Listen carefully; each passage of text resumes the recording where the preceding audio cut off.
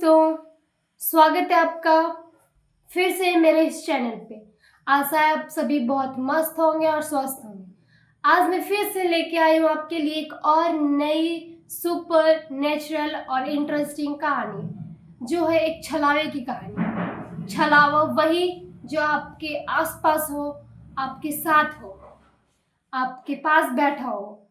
So guys, जब तक ये कहानी चलती रहेगी अपने कमरे की लाइट बंद कर लीजिए और सुनते रहिए मेरे इस चैनल पे। आज की कहानी की जो मेन कैरेक्टर है वो है अंशिका और उसकी दोस्त खुशी। फिल्मों में भूत प्रेत चुड़ैल को इतना बढ़ा चढ़ा के दिखा दिया जाता है कि जो ऑडियंस होते हैं उनका मानना होता है कि ये रियल लाइफ में एग्जिस्ट ही नहीं करेगा। लेकिन यकीन मानिए, आज की कहानी आपको उस फिल्म वाले सीन से भी ज़्यादा डरावनी लगेगी। अंशिका उत्तर प्रदेश के गोरखपुर से बिलोंग करती थी और उसकी दोस्त खुशी आजमगढ़ से। इन दोनों की मुलाकात गोरखपुर के एक छोटे से गांव में एक प्राइमरी स्कूल था, वहां पे एज ए शिक्षा मित्र मुलाकात हुई थी। घर की हालत इन दोनों की बहुत खराब थी, इसलिए उन्होंने इस एक छोटी सी नौकरी को भी ज्वाइन कर लिया। और आपको तो पता है कि सरकारी नौकरियां कितने छोटे छोटे गांव में होती है। और एक्चुअली जो होती है शिक्षा मित्र मेन टीचर्स की हेल्प करते हैं एज ए असिस्टेंट टीचर, और इनकी सैलरी मेन टीचर से बहुत ज़्यादा कम होती है, बहुत ज़्यादा कम। फिर भी इन दोनों ने उस नौकरी को ज्वाइन किया था क्योंकि वे चाहते थे कुछ इनकम होती रहे, ताकि घर की हालत ज़्यादा ख़राब ना हो। ये दोनों एक गवर्नमेंट एग्ज़ाम की भी प्रिपरेशन कर रहे थे और साथ में स्कूल भी ज्वाइन कर रखा था। जैसे शुरुआत के दिनों में मतलब ठीक चल रहा था और इनकी बॉन्डिंग इंट्रैक्शन सब बढ़ रहे थे और दोस्ती गहरी होती जा रही थी। ये दोनों स्कूल से कुछ दूर पे दोनों अलग अलग किराए के मकान में पहले रहते थे, और जब इनके साथ सब कुछ अच्छा होने लगा, इनकी थोड़ी इनकम सही होने लगी, तब इन दोनों ने डिसाइड किया कि अगर हम लोग साथ में रहेंगे तो थोड़ा कम खर्च में हो जाएगा, कुछ पैसे भी बच जाएंगे जिससे हमें हेल्प मिलेगा। तो इन लोगों ने स्कूल से कुछ किलोमीटर दूर, जैसे 4-5 किलोमीटर दूर, एक कस्बे में एक अलग सी कम्युनिटी रहती थी, जिसे हम बंजारा कम्युनिटी या फिर कह सकते हैं खाना बदोश।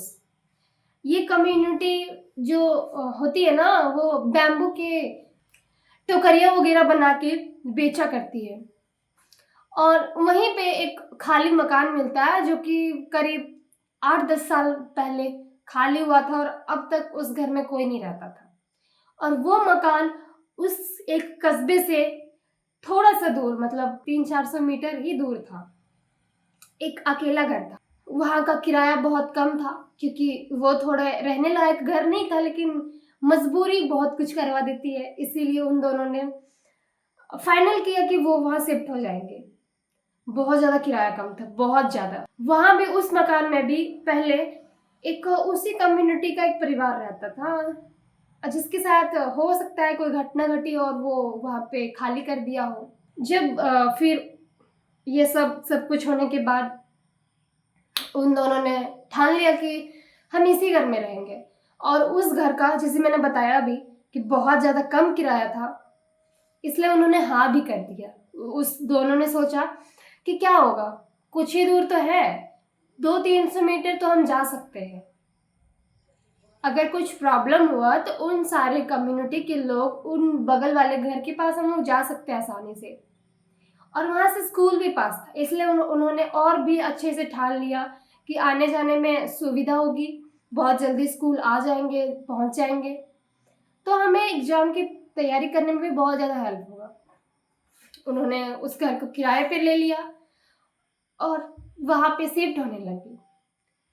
बेसिकली उसको शिफ्ट होने में 3 से 4 दिन लग गया, क्योंकि वो लोग सुबह स्कूल जाती थी और शाम को आती थी। शाम को आने के बाद ही अपने घर को थोड़ा टाइम दे पाती थी, तो उन दोनों ने 3-4 दिन ऐसे ही मतलब थोड़ा बहुत शिफ्ट अच्छे से हुआ।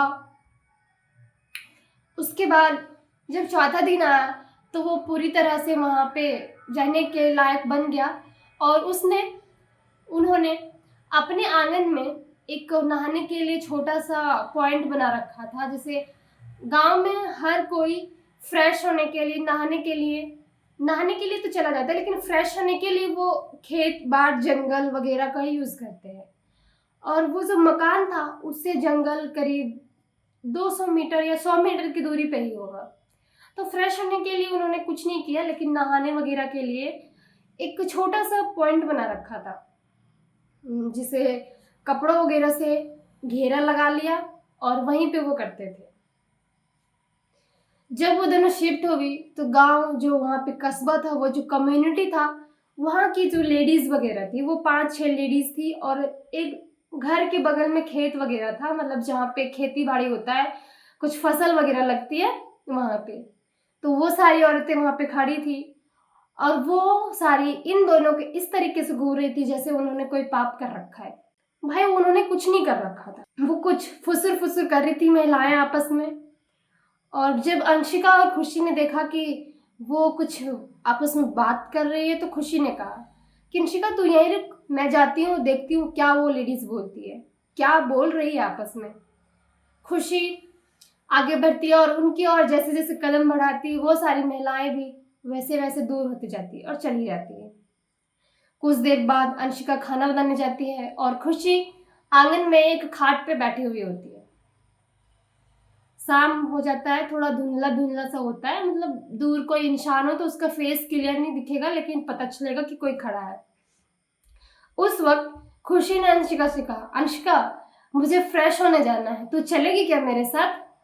अंशिका किचन में थी और वहीं से उसने आवाज लगाया, कहा खुशी कुछ देर रुक जा, मैं दाल और चावल बना रही हूँ, इसे उतार लूँ फिर चलूँ। लेकिन जो खुशी को वो अनकंट्रोल्ड वाली थिंग थी, वो उसे कंट्रोल नहीं हुई और वो अकेली चली गई। वो पीछे झाड़ वाड़ थे, जंगल वंगल थे, वहां पे चली गई। और वो जंगल घना था लेकिन इतना घना नहीं था कि वहां पे डर लगे। इसलिए अंशिका आराम से गई, फ्रेश हुई और जब वो वापस आ रही थी और उसी टाइम कुछ ऐसी घटनाएं घटी जिससे कारण वो पूरी तरह से डर गई थी। एक महिला थी, एकदम लाल साड़ी में, बिल्कुल दुल्हन की तरह लग रही थी। वो दूर खेत से खुशी को एकदम अलग ही नजरिए से देख रही थी। जब खुशी ने उस औरत को देखा तो उसे पूरी तरह से लग रहा था कि मैंने इसका कुछ बिगाड़ रखा है, जिस तरीके से वो देख रही थी। खुशी बिना मुड़े आगे बढ़ती जा रही थी, लेकिन खुशी को कुछ कुछ वक्त के बाद लग रहा था कि वो औरत उसके पीछे आ रही है, अब न तब वो उसे छू लेगी। और खुशी गांव से ही रही थी, उसकी माँ ने बता रखा था कि अगर कोई थिंग्स ऐसी हो तो पीछे मुड़ के कभी मत देखना, इसलिए खुशी कभी पीछे मुड़ नहीं रही थी। और वो चुड़ैल थी, वो पीछे से आवाज लगा रही थी, रुको खुशी, खुशी रुको खुशी। और ये सारी बातें सुन के खुशी और तेज से भागने लगी। और ये जो घटना हो रही थी, लग रहा था खुशी को कि मैंने क्या कर रखा है, कौन है ये औरत, मुझे क्यों इस तरीके से देख रही है। और उसकी आवाजें इतनी मोटी हो रही थी कि खुशी पूरी तरह से डर गई थी। वो धीरे धीरे भागती हुई जैसे तैसे उस घर के आसपास पहुंची जहां पे वो शिफ्ट हुई थी। खुशी के साथ तो ये चल रहा था, लेकिन अंशिका खाना बना के बाहर निकली थी और देखी कि खुशी अब तक खाट पे लेटी हुई है। अंशिका बोली कि खुशी तू अब तक गई नहीं, मुझे लगा तू चली गई होगी। अच्छा कोई बात नहीं, चल मेरा काम खत्म हो गया, अब मैं तेरे साथ चलती हूँ। इतना बोला और खुशी को थोड़ा आवाज दिया, उसे ठेला ताकि वो उठ जाए, लेकिन खुशी का कोई रिस्पॉन्स नहीं आया। तभी जो खुशी थी वो घर के आसपास उस टाइम पहुंच गई थी। उसके बाद वो धीरे धीरे अपने गेट तक आ गई। जैसे उसने गेट खोला, उसका चेहरा पूरा डरा हुआ था, बाल पूरे उलझे हुए थे, फेस पे पूरा पसीना था और वो पूरी तरह से डर गई थी। तभी अंशिका ने देखा कि खुशी तो वहां है, इस हाल में तो खाट पे कौन लेटा है। वो भी पूरी तरह से डर गई थी। उसने सोचा कि कहीं ये मेरा कोई भ्रम तो नहीं है ना, कि मतलब या तो फिर वो थिंक होते ना, सोचना, एक अलग ही दुनिया में चले जाना, वो वाले तो नहीं है ना। अंशिका खुशी को जब ये बताई कि तुम तो अभी यहीं सोई थी, बाहर से कैसे आ रही हो, तब खुशी बोलती है, अंशिका यार तुम मुझे डराओ मत, मैं पहले से ही बहुत डरी हूँ और तुम ये उलझी उलझी बातें मुझे मत बताओ, मैं बहुत डरी हूँ, मुझे पानी वानी ला के दो, मैं पीऊंगी, बैठूंगी और पहले रेस्ट करूंगी। अंशिका ने कहा चल ठीक है बैठ। फिर खुशी बाहर वहीं खाट पे बैठी, पानी वगैरह पिया, थोड़ा जब उसका माइंड फ्रेश हुआ तो अंशिका और खुशी दोनों बात करने लगे कि तुम तो अभी यहीं थी, बाहर से कैसे आ गई, मैंने तो तुझे खाट पे लेटे हुए देखा। अंशिका तू क्या जाने मेरे साथ क्या हुआ, मैं जब वापस आ रही थी फ्रेश होके, मुझे लगा कि दूर कोई गांव वाली खड़ी है, मुझे घूर रही है, जैसे कुछ समय पहले शाम को घूर रहे थे सारे लेडीज वगैरह, वैसे ही वो औरत घूर रही है। लेकिन वो औरत लाल साड़ी में थी, बिल्कुल दुल्हन की तरह, और वो धीरे धीरे मेरे पास आ रही थी। तब भी मुझे लगा कि कोई गांव की औरत होगी जो अब शाम हो गया तो घर वापस जा रही हूँ काम करके खेत से। लेकिन अंशिका जब उसने मेरे को आवाज दिया, खुशी रुको खुशी रुको, तो आवाज बहुत ज्यादा उसका मोटा था और लग नहीं रहा था कि ये कोई इंसान हो, मुझे लग रहा था ये कुछ और ही है। तब अंशिका ने कहा छोड़ खुशी, जो हो उसे भूल जा, चल अच्छे से खाना वाना खाते हैं, बैठते हैं। फिर वे दोनों अंदर गए। अंदर में उसने उन दोनों ने खाना निकाला, दाल चावल खाने में थे और वे दोनों खा रहे थे। जब वो दोनों खाना खा रहे थे ना, तब गाइस अंशिका और खुशी को एक आवाज सुनाई दी कि बाहर कोई घास पे चल रहा हो, कोई रूखे पत्तों पे जब चलता है ना तो आवाज आती है। तो गाइस उसी टाइप की कोई आवाज आ रही थी और अंशिका और खुशी डर गई थी, लेकिन उन्होंने कहा चल कोई होगा, चल रहा होगा, उतना उन्होंने माइंड नहीं किया और वो खाना खा ही रहे थे। लेकिन अंशिका को फिर जब वो खाना कंटिन्यू कर रही थी तब उसे दिखा कि मेरे थाल में इतने सारे कीड़ों मकोड़ा कहाँ से आ गए। भाई मैंने तो दाल चावल बना रखा था, ये कीड़ा मकोड़ा। फिर उसने खुशी की थाली में झांका, खुशी भी वही खा रही है, खुशी बहुत अच्छे से खा रही है।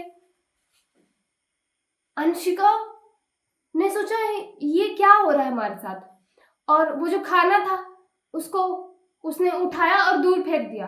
तभी खुशी चिल्लाई, अंशिका ये तो पहले से ही मैं डरी हुई हूँ और दूसरे में तुम डरा रही हो, ये क्या चल रहा है, तुमने खाना क्यों फेंक दिया। फिर अंशिका बोलती है, खुशी मेरे को लगा कि मैं कीड़े वगैरह खा रही हूँ और वैसे ही तेरे थाल में भी सेम दिखाई दिया, इसीलिए मैंने खाने को फेंक दिया। फिर कहा चल ठीक है कोई बात नहीं, आज शाम में शायद ये सारे सिचुएशन इंसिडेंट हुए इसीलिए ऐसा हो रहा होगा। लेकिन तभी तुरंत खटखट खटखट गेट खटखटाने की आवाज आने लगी। अंशिका और खुशी पूरी तरह से डर गई, लेकिन उन्होंने शाम को कुछ वो जो एक्सपीरियंस किया था उसके कारण दोनों में से कोई गेट खोलने नहीं उठा। और वो जो खटखट खटखट की आवाज थी वो धीरे धीरे कम हो गई, लेकिन उसके मकान के जो पीछे वाली खिड़की थी वहां पे अचानक से एक कौवा आके टकराया और कौवे के गले से तुरंत खून बहने लगा, ताजे खून, जैसे अभी वो कौवा कटा हो। और ये सब होने के बाद करीब 2-3 घंटे तक पूरा माहौल सन्नाटा हो गया, पूरा शांत हो गया, हवा चलने की आवाज आ रही थी, इतनी शांति थी। अंशिका और खुशी को लग रहा था कि अभी कुछ हुआ ही नहीं है ऐसा। कुछ देर बाद वो सब रेस्ट करती है और करीब 12 बजे के आसपास फिर से वही धड़ धड़ की आवाज आने लगी थी। और इस बार उस गेट खटखटाने की आवाज़ इतनी ज़्यादा बढ़ गई कि अंशिका और खुशी पूरी तरह से घबरा गई थी। लेकिन उस खटखट खटखट के आवाज़ के साथ खुशी के माँ की भी आवाज़ आ रही थी। खुशी, अंशिका, खुशी बेटा, ऐसी आवाज़ है। जैसे ही खुशी ने सुना, खुशी ने बोला कि अंशिका देख, अपन को बचाने मेरी माँ आ गई, अब कोई टेंशन नहीं है, सारा कुछ खलास हो गया। और खुशी ने बिना कुछ सोचे समझे तुरंत जाके दरवाजा खोल दिया। अंशिका उसे रोकती रह गई। वो उसे बताने की कोशिश कर रही थी कि ये कोई आम इंसान नहीं है, ये एक छलावा है जो किसी का भी रूप लेके सामने आ रहा है, जो कुछ भी क्रिएट कर रहा है, जिसकी इमेजिन नहीं हो सकती वो सब चीज क्रिएट हो रहा है। लेकिन ये सब बताते उससे पहले खुशी ने जाके गेट खोल दिया था और खुशी को गेट के बाहर एक परछाई दिखाई दी, जिसको देखने के बाद खुशी भी समझ गई थी कि ये मेरी माँ नहीं है और वो दोबारा वापस आना चाह रही थी अंशिका की ओर। लेकिन जैसे ही वो मुड़ी, उस परछाई ने उसके बाल को पूरे एक जोर से पकड़ा और उसे खींचती हुई उस अंधेरे में लेती चली गई।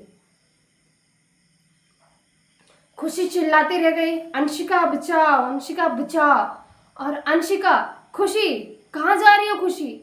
इस आवाज के साथ खुशी का पीछा करने की सोच रही थी। लेकिन मई जून का महीना था, अंधेरा इतना ज्यादा था और हवा भी पूरी तरह से एकदम शांत थी। अंशिका बिल्कुल पूरी तरह से सहम गई थी और वो वापस दोबारा घर गई, मतलब मकान के अंदर घुसी और वहां से एक टॉर्च लेके आई और खुशी की उस परछाई का पीछा करने लगी। पीछा करते करते वो उसी जंगल में पहुंच गई जो उसके मकान के 50 या 100 मीटर दूर में थी। धीरे धीरे पहले तो उसे हल्का हल्का खुशी की परछाई दिखाई दे रही थी, लेकिन जब वो उस जंगल में घुसी, एंटर की, तो उसकी परछाई अचानक से गायब हो गई और आवाज पूरी तरह से थम सी गई, पूरा सन्नाटा हो गया। अंशिका चिल्लाती रह गई, खुशी किधर हो खुशी, मेरा आवाज की रिप्लाई दो खुशी। खुशी बिना कुछ भी नहीं कह रही थी। तभी खुशी एक पेड़ के नीचे खड़ी थी और उस पेड़ से कुछ टपक रहा था और वो अंशिका के कंधे पे आ टपका। जैसे पानी के बूंद होते ना, वैसे कुछ टपक रहा था। अंशिका ने अपने कंधे से उस चीज को अपने हाथ में लगाया और उस पर टॉर्च जला के देख रही थी। उसने देखा कि वो एक खून है, खून था वो। अभी जैसे इंस्टेंट कोई इंसिडेंट हुआ है तो जैसे ब्लड का फ्लो होता है उस तरीके का था। अंशिका ने ऊपर देखा पेड़ में टॉर्च जला के, तब उसने जो देखा उसको देख के उसके होश ठिकाने हो गए। वो पूरी तरह से सहम गई, बिल्कुल जैसे उसके साथ कोई अनसुलझी घटना घट गई हो। और हुआ भी यही था। जो खुशी थी उसके सिर कटे हुए बॉडी उस पेड़ पे लटक रहा था और उसके बगल वाले पेड़ पे जब उसने टॉर्च मारा अंशिका ने, तब उसने देखा कि उसका सिर वहां लटक रहा है। वो इतना तेज चिल्लाए, इतना तेज चिल्लाते हुए उसी कम्युनिटी, बंजारा कम्युनिटी की ओर भागी, बचाओ बचाओ करते हुए। वो कम्युनिटी उसके घर मकान से 300-400 मीटर दूर था और जहाँ पे वो अभी थी वहां से भी उतना ही डिस्टेंस हुआ। इसीलिए वो चिल्लाते चिल्लाते गई, जल्दी जल्दी भागी और फिर जाके किसी एक मकान का गेट खटखटाया। बचाओ बचाओ चिल्ला रही थी अंशिका पूरी तरह। और उस गेट से एक परिवार निकला, मतलब एक औरत और एक अंकल टाइप के थे, वो निकले। उन दोनों ने पूछा कि क्या हुआ बेटा, तुम तो आज शिफ्ट हो गई थी, आज तो तेरा चौथा दिन था ना, 3 दिनों से मैं नोटिस कर रहा था कि तुम आती हो जाती हो, आज तुम शिफ्ट हुई थी, क्या हुआ ऐसा, उस घर में क्या हुआ? अंशिका ने पूरी कहानी बताई। फिर वो दोनों अंकल आंटी ने कुछ कस्बे के और सभी लोग, जैसे 15-20 हो जाए, उस हिसाब से सबको उठाया और सबको ये कहानी बताई, मतलब ये जो घटना थी वो वाली बताई। जो आंटियां थी उन्होंने अंशिका को बिठाया, पानी वानी पिलाया, और अंशिका को इतना तेज बुखार रखा था, इतना तेज बुखार कि वो कुछ समझ ही नहीं पा रही थी कि क्या हो रहा है मेरे साथ, कुछ एक्सप्लेन ही नहीं कर पा रही थी। बस वो कह रही थी खुशी, खुशी वहां लटकी हुई है उस पेड़ पे, उस पेड़ पे मैंने देखा, बस यही कही जा रही थी। इसके आगे उससे कुछ हो ही नहीं रहा था। उन आंटियों ने जो अंशिका थी उनको दवा वगैरह दिया, दवा खाई उन्होंने, तब बुखार कम हुआ। तब तक अंकल सब जो थे वो खुशी और अंशिका के मकान की ओर गए खुशी को ढूंढने के लिए। करीब आधा पौन घंटा या 1 घंटा लग गया था शायद, मुझे उतना कुछ याद नहीं। और वो इतना देर के बाद खुशी उस लड़की को वापस लेके आते हैं। और जब अंशिका ने खुशी को देखा तब उसके जान में जान आई और उसने राहत की सांस ली। अंशिका और खुशी को उन कस्बों वाले ने बिठाया, थोड़ा शांत, उन्हें हवा लगा और थोड़ी शांति महसूस हुई। तब उस आंटियों ने बताया कि पहले इस घर में एक परिवार रहता था जिनके साथ एक अजीब सी घटना हुई थी और वो अचानक रातों रात गायब हो गए थे। उस दिन से कई लोगों ने उस घर में रहने की कोशिश की, लेकिन वो ज्यादा दिन रह नहीं पाते थे, 1 से 2 दिन रह पाते थे और वहां कोई रह नहीं पाया, इसलिए वो 8-10 साल से ऐसे ही खाली पड़ा हुआ। जब तुम दोनों वहां पे रहना शुरू कर रही थी तब हम लोगों को लगा कि शायद अब कुछ सब कुछ ठीक हो गया है, इसीलिए तुम सब वहां रहने लगी हो। लेकिन तुम लोगों ने एक गलती करी, वहां पहले इंक्वायरी नहीं करा। इंक्वायरी किया होता तो ये नहीं होता। पता है तुम दोनों को, अंशिका और खुशी, तुम जो अंशिका को बता रही थी कि अंशिका खुशी पता है कहाँ मिली? उसी पेड़ के नीचे जहां तुमने उसकी लाश देखी थी। अगर अंकल वगैरह नहीं जाते तो शायद खुशी आज बच नहीं पाती, अपने जान से हाथ धो बैठती। उसके बाद खुशी और अंशिका ने उन्हीं कम्युनिटी के लोगों के साथ वक्त बिताया, मतलब रात गुजारा, और सुबह उसने उस मकान को वापस से खाली कर दिया और एक और नए मकान में शिफ्ट हो गई। वहाँ सब कुछ सही था और अब खुशी खुशी रहने लगी। और जो अंशिका और खुशी थी, उन जो गवर्नमेंट एग्ज़ाम की प्रिपरेशन कर रही थी, सेलेक्ट हो गई थी और उनका एक अच्छी जगह पे जॉब लग गया था। सो गाइज, ये थी कहानी। छलावा एक ऐसा चीज होता है, एक ऐसा इंटिटी होता है, मतलब छलावा एक ऐसा इंटिटी होता है जो आपके सामने कुछ भी क्रिएट कर सकता है, कुछ भी। आपके दोस्त के रूप में हो सकता है, आपकी माँ के रूप में हो सकता है, आपके अगल बगल बैठ सकता है, आपके लिए एक ऐसा इमेजिनरी वर्ल्ड क्रिएट कर सकता है जिसमें आपको लगे कि सब कुछ रियल है, सब कुछ रियल है, लेकिन वो रियल लाइफ में होता नहीं है। तो आज की कहानी यहीं समाप्त करते हैं। और अगर आपके पास भी ऐसी कोई रियलिस्टिक कहानी हो तो आप मुझे मेरे लिंक पे शेयर कर सकते हैं, जिससे मैं आप तक नई से नई स्टोरी पहुंचा सकूं। So thank you so much, bye bye, Tata.